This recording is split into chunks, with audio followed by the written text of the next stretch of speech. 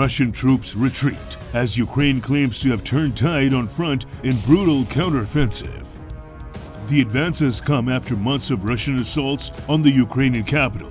Ukraine claimed its troops have turned the tide in a key part of the Eastern Front. Kiev's top general, Alexander Syrskyi, said his troops had recaptured some 60 square miles in a major reversal since August. He also claimed Putin's invaders had abandoned positions in a further 70 square miles north of the bomb-blitzed town of Pokrovsk. The advances are welcome successes for Kiev after months of Russian assaults wore down Ukraine's morale. General Syrskyi claimed Russian forces had suffered eye-watering losses, including 1,500 killed in action, another 1,000 wounded, and at least 12 main battle tanks destroyed.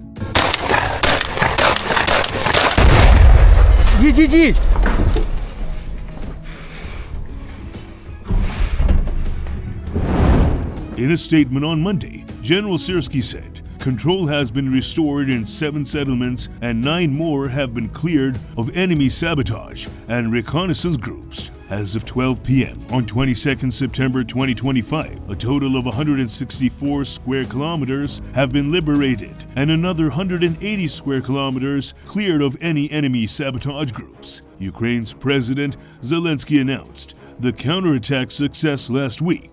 The fightback followed a shock Russian advance in August. Small groups of Russian saboteurs found weak points in the Ukrainian line and advanced almost 6 miles overnight, threatening to cut a key supply road between Dobropilya and Kostanivka. Де нам зайняти позицію?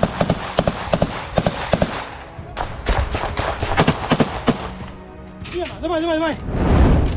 Ukraine's troops scrambled to contain the breakthrough and have now started to push them back. General Syrskyi said his forces had continued to advance yesterday. He said, in the past 24 hours alone, the enemy have lost 65 servicemen, 43 of them killed in action, along with 11 pieces of equipment. The wrecked Russian kit included 4 artillery guns, 6 drones, and a quad bike, which Russian troops used for assaults. General Syrskyi claimed his assault teams advanced between 200 meters to 2.5 kilometers in certain areas.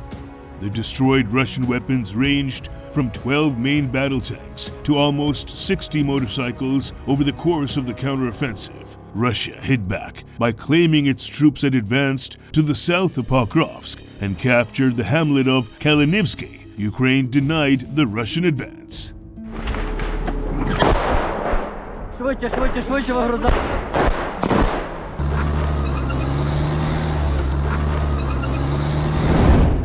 It comes as President Zelensky prepared to meet Donald Trump at the sidelines of the UN General Assembly in New York. Zelensky is expected to press Trump for sanctions on Russia if Putin refuses to meet them. President Trump said Putin had let him down over peace in Ukraine. Speaking during his state visit to Britain, Trump said, "I thought this war would be one of the easiest to solve because of their relationship." He said, "I thought this war would be one of the easiest to solve because of my relationship with Putin.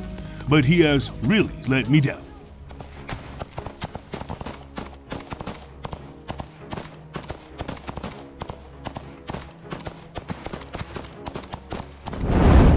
Under siege, how Putin's war hinges on Ukraine's bloodiest battle for prized jewel that could range on for 4 years and kill millions. On Ukraine's bloody front line, a besieged town dubbed Putin's prized jewel is being fiercely defended.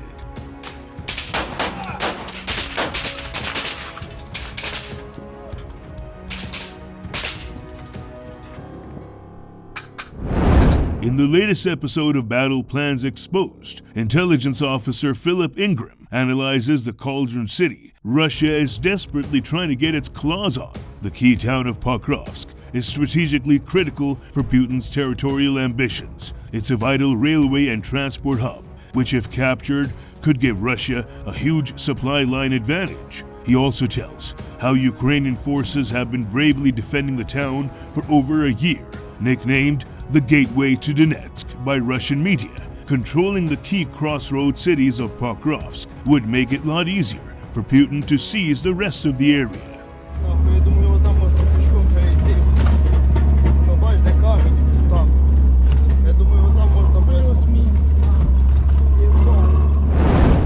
Detailing the grueling battle, the military expert described it as a cauldron city, completely surrounded by Russian-occupied land. Ingram says Russia is trying to surround it, Pokrovsk, and close the sides of the cauldron in to isolate the Ukrainian troops that are stuck there.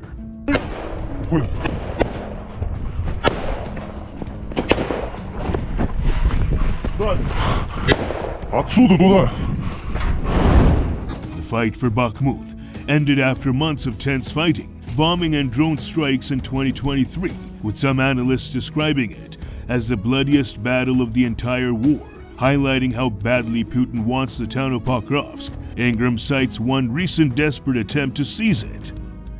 A few weeks ago, just hours before Donald Trump's historic summit with Putin, Russian forces punched through the front line. Russian forces aimed to stretch over the sides of the cauldron city and surround it.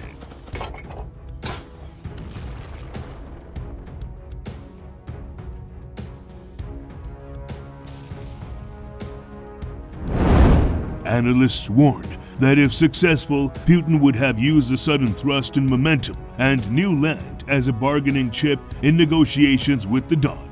Luckily, Ukraine thwarted the maneuver, piercing right through their two-pronged advance and putting the threat to rest. Ingram claims Russia's attack was ill-prepared, explaining how they failed to turn their toehold into a foothold and exploit their new territory. They clearly hadn't planned this in detail, because whenever you break through a defensive line, you need a follow-on force. Ingram also explains why he believes Russia is focusing on Pokrovsk rather than Zaporizhia as its main effort on the ground.